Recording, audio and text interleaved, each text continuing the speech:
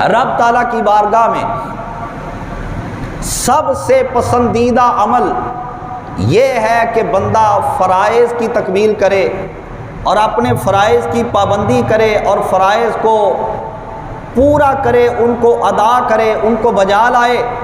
اور فرمایا کہ فرائض کی تکمیل کے بعد، فرائض کو مکمل کر لینے کے بعد رب تعالیٰ کی بارگاہ میں سب سے محبوب عمل اگر کوئی گنا جاتا ہے تو وہ یہ ہے کہ ایک مسلمان دوسرے مسلمان کا دل خوش کرتا رہے۔ اب اس دل خوش کرنے کا یہ مطلب نہیں کہ وہ جھوٹ بول بول کر اس کا دل خوش کرتا رہے۔ اس دل خوش کرنے کا یہ مطلب ہرگز نہیں کہ وہ لوگوں کی تذلیل کرے تاکہ اس کا دل خوش ہو۔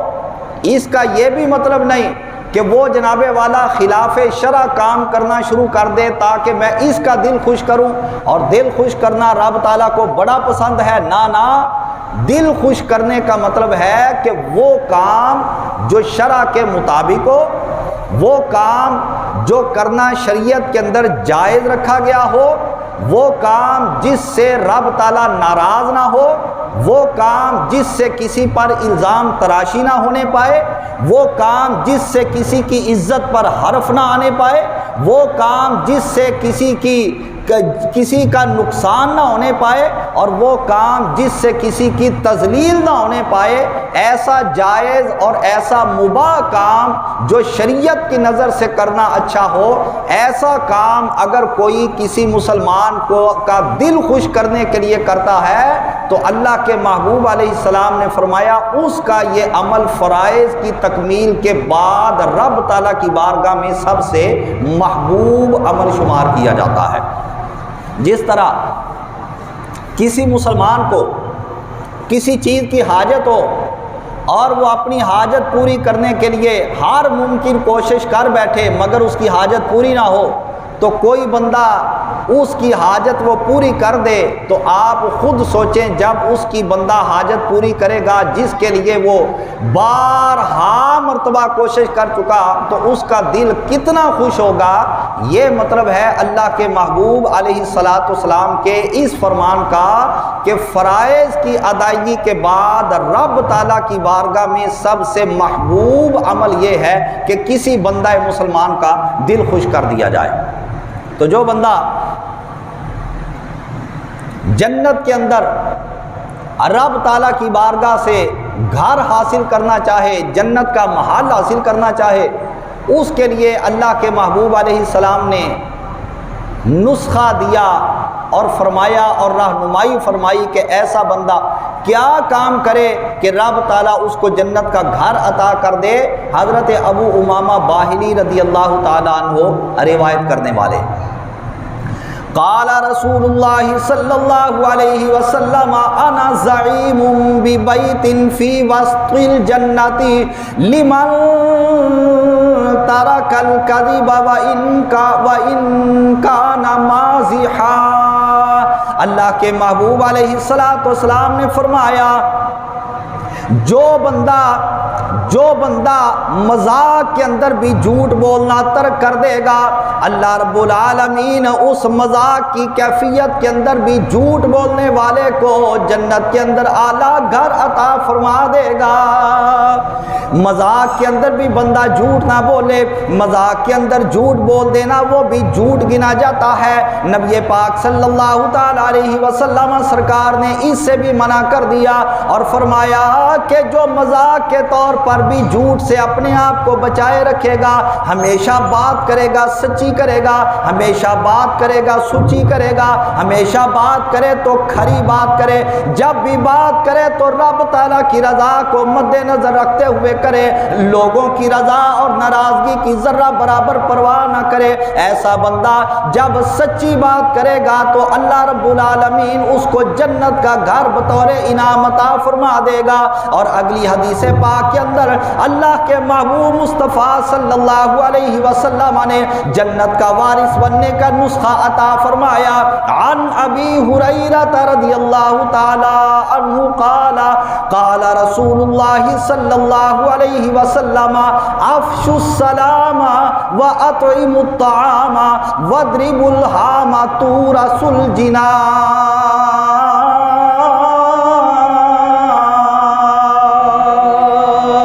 اللہ کے پیارے رسول صلی اللہ علیہ وسلم نے فرمایا سلام کو عام کرو، سلام کو پھیلاؤ، سلام کو عام کر دو اور کھانا بھوکوں کو کھلایا کرو۔ اور آگے فرمایا کفار کی گردنیں اڑاؤ، اللہ رب العالمین تم کو جنت کا وارث بنا کے رکھ دے گا۔ کفار کی گردنیں اڑاؤ، اگر کبھی جنگ کے اندر تمہارا کافر کے ساتھ مقابلہ ہو جائے، اب یہ نہیں دیکھنا میرا خونی رشتہ دار ہے، اب یہ نہیں دیکھنا میرے خاندان کا بندہ ہے، اب یہ نہیں دیکھنا میری برادری کا بندہ ہے، اب یہ نہیں دیکھنا میرے محلے کا بندہ ہے، اب یہ نہیں دیکھنا میرا اس کے ساتھ مشترکہ کاروبار ہے، اب یہ نہیں دیکھنا اس کے ساتھ میرا فلاں رشتہ ہے۔ اور جس طرح جنگ بدر کے اندر حضرت ابو بکر صدیق رضی اللہ تعالیٰ عنہ مسلمانوں کے لشکر کے اندر شامل ہے اور آپ کا بیٹا ادھر کافروں کے لشکر کے اندر شامل ہے، جنگ کرتے کرتے دونوں باپ بیٹا ایک دوسرے کے سامنے آ گئے۔ حضرت ابو بکر صدیق رضی اللہ تعالیٰ عنہ سرکار اپنے بیٹے کی تلوار کے نیچے آ گئے۔ بیٹے نے دیکھا میرا باپ تلوار کی زد میں آ گیا، اپنی تلوار کو روک لیا۔ پھر دوبارہ حضرت ابو بکر صدیق اپنے بیٹے کی تلوار کے نیچے آ گئے۔ جب بھی آپ اپنے بیٹے کی تلوار کے آگے آئے، بیٹے نے باپ سمجھ کر لحاظ کر دیا، لحاظ کرتے ہوئے ان کو چھوڑ دیا۔ اور اس کے بعد جب رب تعالیٰ نے فضل فرمایا حضرت عبد الرحمن کو اللہ رب العالمین نے ایمان کی دولت عطا فرما دی، جب ان کو امام الانبیاء کا غلام بنا دیا، گھر کے اندر حضرت ابو بکر صدیق بھی بیٹھے ہیں اور آپ کے بیٹے حضرت عبد الرحمن بھی بیٹھے ہیں۔ گزشتہ زمانے کی باتیں شروع ہو گئی۔ حضرت عبد الرحمن عرض کرنے لگے ابا جان میدان بدر کے اندر آپ کئی مرتبہ میری تلوار کے نیچے آئے، مگر میں نے باپ ہونے کا حیا کیا، میں نے آپ پر وار نہ کیا، آپ کو چھوڑ دیا۔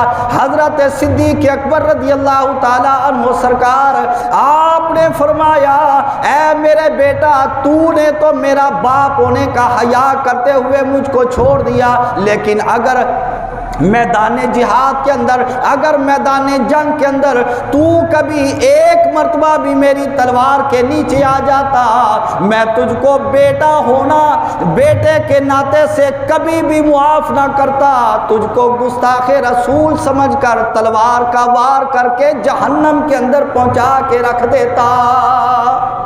یہ ہے کہ میرے آقا نے فرمایا وَاضْرِبُوا الْحَامَ تُورَثُوا الْجِنَانَ، کافروں کی گردنیں اڑاؤ، اللہ رب العالمین تم کو جنت کا وارث بنا دے گا۔ علامہ اقبال نے فرمایا مسلم خوابیدہ اٹھ ہنگامہ آرا تو بھی ہو، مسلم خوابیدہ اٹھ ہنگامہ آرا تو بھی ہو، وہ چمک اٹھا افق گھر میں تقاضا تو بھی ہو۔ اس کا مطلب ہے اے خواب کے اندر سوئے ہوئے مسلمان، اے سونے والے مسلمان اب اٹھ جا، اور اٹھ کر کیا تو بھی اٹھ، جس طرح دوسرے لوگ شور و غل مچا رہے ہیں اٹھنے کے بعد تو بھی شور شرابہ کرنے والا بن جا۔ وہ دیکھ آسمان کا کنارہ چمک اٹھا، سورج چڑھ گیا، دن کا اجالا طلوع ہو گیا، اور گھر میں تقاضا تو بھی ہو، اٹھ کر اپنی صلاحیت کو اسی طرح اجاگر کر جس طرح اللہ تعالیٰ کے اور بندے اپنی صلاحیتوں کو اجاگر کر کر کے کائنات والوں کو اس کا فائدہ پہنچا رہے ہیں۔ دنیا کے اندر بعض لوگ قرض لے لیتے ہیں اور اس ارادے سے لیتے ہیں کہ ہم پوری ایمانداری کے ساتھ قرضہ واپس کر دیں گے، اور بعض اس ارادے سے لیتے ہیں کہ بس اب لے لیا ہے یہ ہم سے واپس لے کے دکھائے۔ ان کے بارے میں نبی پاک علیہ الصلوۃ والسلام نے فرمایا عن ابی ہریرہ رضی اللہ تعالی عنہ قال قال رسول اللہ صلی اللہ علیہ وسلم نفس المؤمن معلقۃ بدینہ حتی یقضی عنہ۔ اللہ کے محبوب صلی اللہ علیہ وسلم نے فرمایا بندہ مومن کی روح لٹکی رہتی ہے جب تک اس کی طرف سے قرضہ ادا نہیں کر دیا جاتا۔ اس کا مطلب ہے کہ جب کوئی بندہ مقروض ہو کر مرے گا تو اس قرضے کا بوجھ اس کے سر کے اوپر رہے گا، اور اس قرضے کے بوجھ کی وجہ سے اس کو جنت سے روک دیا جائے گا، اور جب تک اس کا قرضہ واپس نہ کیا جائے گا اللہ رب العالمین اس کو جنت کے اندر داخل ہونے کی اجازت ہی نہیں عطا فرمائے گا۔ اسی واسطے کہنے والے کہتے ہیں کہ تین چیزوں کو کبھی بھی ہلکا اور چھوٹا نہ سمجھو۔ نمبر 1 فرض، نمبر 2 قرض، اور نمبر 3 مرض۔ اگر فرض کا وقت ہو گیا یہ نہ سمجھو کہ ابھی بڑا وقت پڑا ہے بعد کے اندر اس کو ادا کر دیں گے، بلکہ جب فرض کی ادائیگی کا وقت آ جائے اس کو بلا تاخیر ادا کر دیا جائے، اور جب تمہارے سر کے اوپر قرضہ چڑھ جائے تو یہ نہ سمجھنا ابھی بڑی زندگی باقی پڑی ہے، کل چکا دیں گے، اگلے ہفتے چکا دیں گے، مہینے کے بعد دے دیں گے، سال کے بعد دے دیں گے، 5 سالوں کے بعد دے دیں گے۔ ارے وہ بندہ 5 سالوں کی امید کس طرح کر سکتا ہے جس کو اتنا ہی بھروسہ نہیں، جس کو اتنا ہی یقین نہیں، جو سانس اندر گیا وہ باہر آئے گا یا نہیں، جو سانس باہر آیا دوبارہ اندر جائے گا یا نہیں۔ جو بندہ اپنی زندگی سے اپنے ایک سانس کے اندر باہر آنے جانے سے بھی بے خبر ہے، جس بندے کو اتنا بھی اپنی ذات کے اوپر بھروسہ نہیں، وہ کس منہ سے 5 سالوں پر بھروسہ کرتے ہوئے کسی کا قرض روکتا ہے۔ اس واسطے جب بندے کے اوپر قرض چڑھ جائے جتنا جلدی ہو اس کو ادا کر دیا جائے۔ اور تیسرے نمبر پر مرض یعنی بیماری اگر کوئی آ جائے تو فی الفور اس کا علاج کیا جائے، فی الفور اس بیماری سے اپنے آپ کو بچانے کے لیے کوئی ہیلا کیا جائے، اس کا علاج کرایا جائے، دوائی کا استعمال کیا جائے۔ ورنہ اگر بندہ سستی کا مظاہرہ کرے گا کل علاج کرا لوں گا تھوڑے دنوں کے بعد ہو سکتا ہے خود ہی ختم ہو جائے، نہ ایسا نہیں کہ بیماری ختم ہو جائے، ہو سکتا ہے وہی بیماری طوالت اختیار کر جائے، وہی بیماری لمبی ہو جائے اور اس بندے کی موت کا سامان بن جائے اور اس بندے کی موت کا سبب بن جائے۔ اس واسطے فرض، قرض اور مرض ان تینوں کو چھوٹا نہ سمجھا جائے۔ اور نبی پاک صلی اللہ تعالی علیہ وسلم آپ سرکار نے بھی فرمایا مقروض اگر مر جائے گا جب تک اس کی طرف سے قرضہ ادا نہ کیا جائے گا اللہ رب العالمین اس کو جنت کے اندر داخلے کی اجازت نہ دے گا۔ امام الانبیاء صلی اللہ علیہ وسلم آپ کی بارگاہ کے اندر جنازہ لایا گیا، صحابہ کرام نے عرض کیا یا رسول اللہ اس کا جنازہ پڑھاؤ۔ میرے آقا نے فرمایا اس نے کسی کا قرض دینا ہے یا کہ نہیں؟ عرض کیا گیا یا رسول اللہ اس نے اتنا قرض دینا ہے۔ آپ نے فرمایا قرضے کی ادائیگی کے لیے کچھ چھوڑا یا کہ نہیں؟ یا رسول اللہ کچھ نہیں چھوڑا۔ آپ نے فرمایا جاؤ جا کر اس کا جنازہ پڑھو، میں اس کا جنازہ نہیں پڑھوں گا۔ ایک اور جنازہ آ گیا، نبی پاک علیہ الصلوۃ والسلام نے پوچھا اس نے کسی کا قرضہ دینا ہے یا کہ نہیں؟ یا رسول اللہ قرضہ دینا ہے۔ فرمایا قرضے کی ادائیگی کے لیے کچھ چھوڑا؟ یا رسول اللہ کچھ نہیں چھوڑا۔ آپ نے فرمایا میں جنازہ نہیں پڑھاؤں گا۔ ایک صحابی عرض کرنے لگے یا رسول اللہ صلی اللہ علیہ وسلم اس کا قرضہ میں اپنے ذمے لیتا ہوں، آپ مہربانی فرما کے اس کا جنازہ پڑھا دو۔ اس سے پتہ یہ چلا جو بندہ مقروض ہو کر فوت ہو جائے نبی پاک علیہ الصلوۃ والسلام نے جنازہ نہ پڑھا کر سبق دیا کہ اپنے امت کو سبق دیا اگر کوئی بندہ قرضہ لے لے جتنا جلدی ہو سکے اس قرضے کو ادا کرے، کیونکہ جب تک بندے کا قرضہ اس کے سر کے اوپر بوجھ بن کے رہے گا رب تعالیٰ اس کو جنت میں داخل ہی نہیں ہونے دے گا۔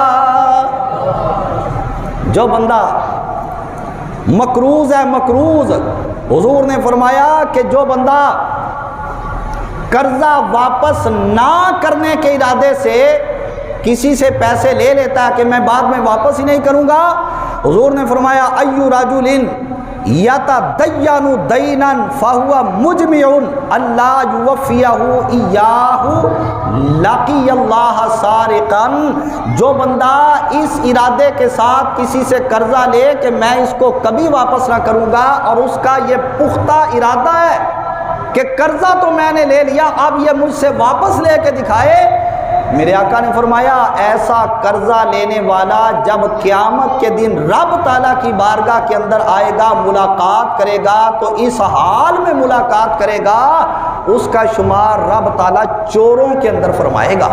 جس طرح بندہ چوری کرتا ہے تو اس کو لوٹاتا نہیں، میں نے کون سا دینا ہے، چوری کر دی بات ٹھیک ہے میں اس کا مالک بن گیا، حالانکہ بنتا تو نہیں، وہ سمجھتا ہے کہ یہ مال میرا ہو گیا۔ تو بالکل ایسا قرضہ لینا جس کا واپس نہ کرنے کا پکا ارادہ کر لیا جائے، یہ بھی ایک قسم کی چوری ہے۔ تو میرے آقا نے فرمایا ایسا بندہ قیامت والے دن رب تعالیٰ کی بارگاہ میں جب آئے گا تو چوروں کی لائن کے اندر اس کو کھڑا کیا جائے گا۔ لیکن جو بندہ اچھی نیت رکھتا ہے کہ میں کل کو اس کا ایک ایک پیسہ پوری ایمانداری سے واپس کروں گا، اس کے لیے پھر اللہ رب العالمین ایسی ایسی راہیں کھول دیتا ہے کہ بندے نے کبھی گمان نہیں کیا ہوتا۔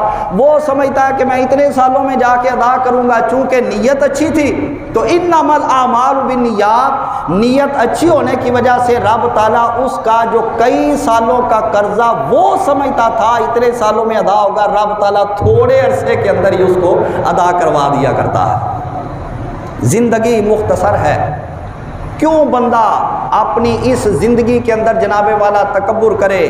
میرے آقا نے فرمایا ما من رجل یتعاظم فی نفسہ ویختال فی مشیتہ الا لقی اللہ وہو علیہ غضبان۔ حضور نے فرمایا کہ جو بندہ اپنے آپ کو بڑا سمجھے اور تکبر کی چال چلے، ایسا بندہ قیامت والے دن جب رب کی بارگاہ میں آئے گا تو رب تعالیٰ اس پر انتہائی غضبناک ہوگا۔ اس حال میں متکبر بندہ رب تعالیٰ سے ملاقات کرے گا۔ اللہ فرماتا انہ لا یحب المستکبرین، رب تعالیٰ تکبر کرنے والوں کو پسند نہیں کرتا۔ رب تعالیٰ کو عاجزی پسند ہے، اپنے آپ کو چھوٹا سمجھنا پسند ہے، اور اگلے کے آگے بھی اپنے آپ کو چھوٹا بنا کر پیش کرنا رب کو یہ پسند ہے۔ جو اپنے آپ کو چھوٹا سمجھتا ہے رب تعالیٰ اس کو بڑا بنا دیتا ہے، جو اپنے آپ کو بڑا سمجھتا ہے گردن اکڑی رہتی ہے، اس کو پھر رب تعالیٰ ایسا گراتا ہے کہ دنیا کی کوئی طاقت دوبارہ اس کو نہ اٹھا سکتی ہے، نہ دوبارہ اس کو عزت والا ہی بنا سکتی ہے۔ حضور نے فرمایا میری امت کی عمریں 60 اور 70 سال کے درمیان ہیں، بہت کم لوگ ایسے ہوں گے کہ جو 70 سے تجاوز کریں گے، اس سے آگے بڑھیں گے، بہت کم لوگ ہوں گے۔ دیکھ لو آج عام طور پہ یہی ایوریج چل رہی ہے 60 سے 70، بعض تو بیچارے 60 تک بھی نہیں پہنچتے، بعض 50 تک بھی نہیں پہنچتے، بہت کم ہوتے ہیں جو 70 تک پہنچنے کے بعد بھی دنیا کے اندر ہم کو چلتے پھرتے نظر آتے ہیں۔ لیکن جب بندے کو پتہ ہے کہ میری زندگی اتنی مختصر ہے، مگر افسوس کہ اس کے باوجود بندہ اللہ تعالیٰ کی عبادت کے لیے وقت نکالنا ہی گوارا نہیں کرتا۔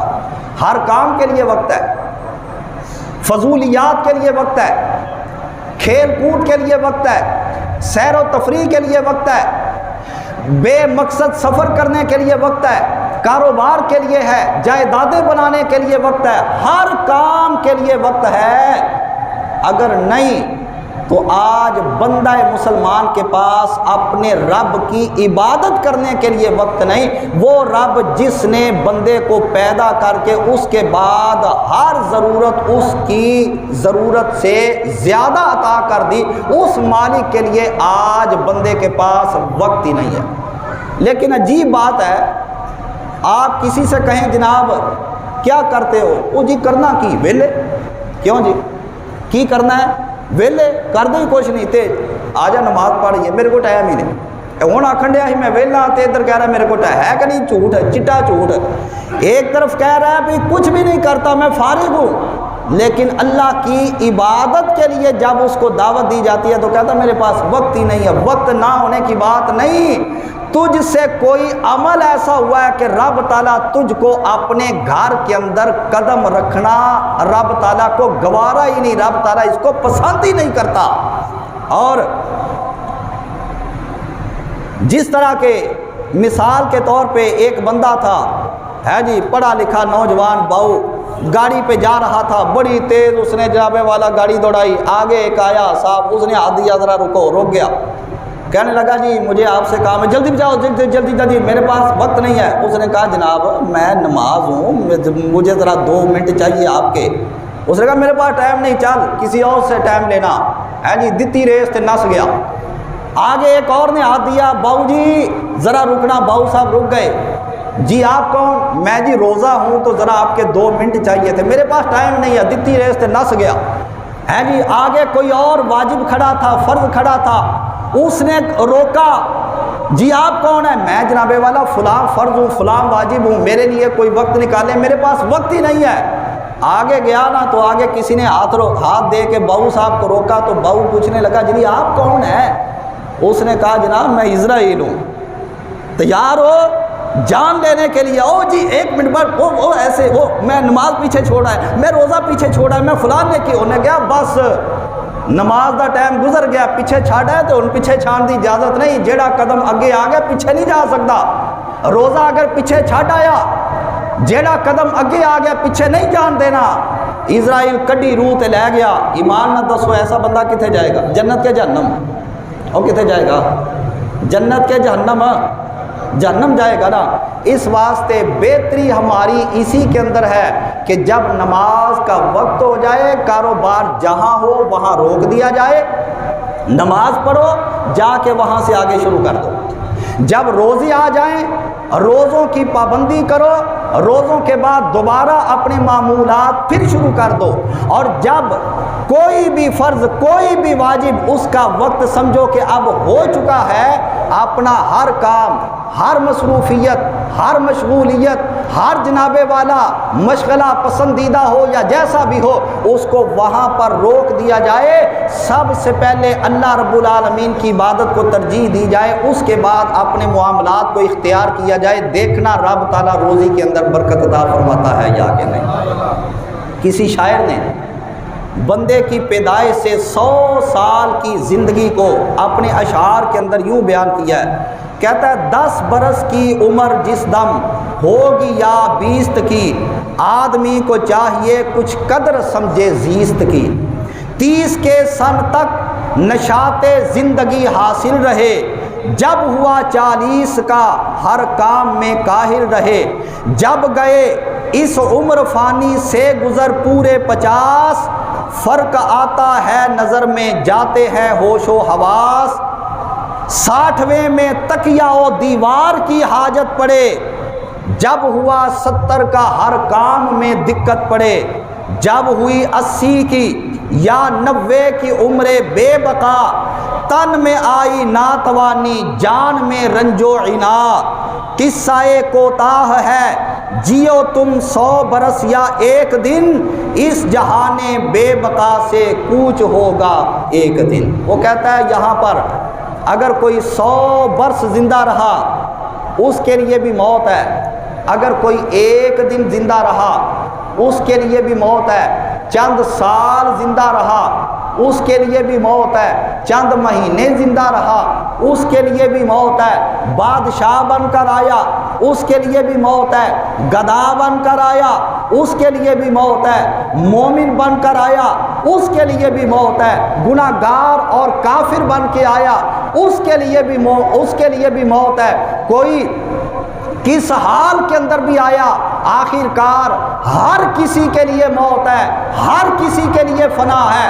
اگر بقا ہے تو فقط اللہ رب العالمین کی ذات کو بقا ہے، اس کی یہ شان ہے وَيَبْقَى وَجْهُ رَبِّكَ ذُو الْجَلَالِ وَالْإِكْرَامِ، اس کی ذات باقی رہے گی۔ اور اس سے پہلے فرمایا کُلُّ مَنْ عَلَيْهَا فان، زمین کی جتنی رونقیں ہیں، جتنی مخلوقات کو کائنات کے اندر پیدا کیا، ساری کی ساری ایک وقت آئے گا دنیا سے ختم ہو کر رہ جائیں گے۔ پیر باہو رحمت اللہ تعالی علیہ سرکار نے فرمایا آپ سرکار نے بندہ مومن کو اس کی موت کی یاد دلانے کے لیے آپ سرکار نے فرمایا، آپ سرکار فرماتے ہیں کہ دنیا کے اندر جو بندہ آیا ایک نہ ایک دن اس کو دنیا سے چلا جانا ہے، ایک نہ ایک دن ایسا آئے گا کہ وہ بندہ دنیا سے کوچ کر کے قبر کے اندر چلا جائے گا، بلکہ اس کے جتنے دوست احباب ہوں گے وہ سارے کے سارے اس کو اٹھا کر قبر کے اندر جا کر اتار کر آ جائیں گے۔ وہ رشتہ دار جو کہا کرتے تھے تمہارے بغیر تو ہمارا ایک لمحہ نہیں گزرتا، وہ اس کے رشتہ دار جو کہا کرتے ہیں تمہارے بغیر تو کھانے پینے کا مزہ نہیں آتا، تم جب گھر سے باہر چلے جاتے ہو اس وقت ہمارے گھر کی رونق ہی ختم ہو کر رہ جاتی ہے، جب تم اپنے گھر کے اندر آ جاتے ہو یوں لگتا ہے کہ جس طرح مردہ جسم کے اندر جان واپس آ گئی۔ ایسا بندہ بھی جب بندے کا وصال ہو جاتا ہے وہ کہتا ہے جلدی کرو، کس کام کے لیے لاؤ، اس کے کفن دفن کا انتظام کرو، جاؤ جا کر مسجد کے اندر اعلان کروا دو فلاں بندے کا انتقال ہو گیا، اتنے بجے جنازہ ہوگا، فلاں جگہ پر جنازہ ہوگا۔ سب سے پہلے جو بندے کا نام بدلا جاتا ہے اس کا نام زندوں کی صف سے کاٹ کر اس کا نام ہی مردہ رکھ دیا جاتا ہے۔ اب کوئی نہیں کہتا فلاں بزنس مین کدھر ہے، اب کوئی نہیں کہتا فلاں سرمایہ دار کدھر ہے، اب کوئی نہیں کہتا فلاں پیر صاحب کدھر ہے، اب کوئی نہیں کہتا فلاں وزیر کدھر ہے، فلاں مشیر کدھر ہے، فلاں کونسلر کدھر ہے، ہر بندہ یہ کہتا ہے بتاؤ میت کدھر ہے۔ تو اس سے پتہ یہ چلا سب سے پہلے بندے کا نام بدلا جاتا ہے، سب سے پہلے بندے کا نام بدلا جاتا ہے۔ اب کتنا بد نصیب ہے وہ بندہ جس کو پتا ہے جب میرا یہ سانس بند ہو گیا تو سب سے پہلے مجھ کو مردوں کی صف کے اندر شمار کیا جانے لگے گا، مگر اس کے باوجود وہ اپنی اگلی زندگی کے لیے فکر نہیں کرتا۔ ارے جناب والا کپڑے کاٹ کر اتارے جاتے ہیں، اب بیٹوں کو بھی باپ سے ڈر آنے لگتا ہے، اب بھائیوں کو بھی بھائی سے ڈر آنے لگتا ہے، اب رشتہ داروں کو ڈر آنے لگتا ہے۔ آؤ جناب والا بیٹا آ کر اپنے باپ کو غسل دو، وہ کہتا ہے نا نا مجھ کو تو ابا جی سے ڈر لگتا ہے، وہی ابا جو ساری زندگی اپنا خون پسینہ ایک کر کے اس کو کوٹھیاں بنا بنا کر دے کر گیا، اس کو گاڑیاں لے لے کر دے کر گیا، اس کو بنگلے بنا کر دے کر چلا گیا، اس کو اتنا وسیع و عریض کاروبار کروا کے چلا گیا، میرے بیٹے کو میرے بات کے اندر دقت کا سامنا نہ ہو۔ آج وہی بیٹا پیچھے ہٹ جاتا ہے، کہتا ہے میں تو غسل نہیں دوں گا، بھائی بھائی کو غسل دینے کے لیے تیار نہیں ہوتا۔ ارے خدا کے بندے اس وقت کو یاد کر جب یہ تیرا ساتھ چھوڑ جائیں گے، اس وقت جس نے تیرے کام آنا ہے اور جس نے تجھ کو غسل کرانا ہے اور جس نے تجھ کو کفن پہنانا ہے اور جس نے تیری نماز جنازہ پڑھا کر اللہ تعالیٰ کی بارگاہ کے اندر ہاتھ اٹھا کر عرض کرنی ہے یا رب العالمین اس کو معاف کر دے۔ ارے دنیا کے اندر تو اس کی مخالفت کرتا رہا، اب ذرا سوچ جب تو مرے گا تو اس کی دعا تجھ کو کیسے فائدہ دے گی۔ اگر کسی کی دعا سے فائدہ لینا ہے آج دنیا کے اندر دل و جان سے جب تو اس کی عزت کرے گا وہ کل کو تیرے لیے دعا کرے گا تو رب تعالیٰ اس کی دعا سے تیری بخشش فرما دے گا۔ لو جی یہاں پر اپنی بات ختم کرتا ہوں، پیر باؤ کا شعر پھر رہ گیا تو اگر وہ پڑھوں تو ٹائم اوپر ہو جائے گا۔ اللہ رب العالمین ہماری حاضری اپنی بارگاہ میں قبول فرمائے۔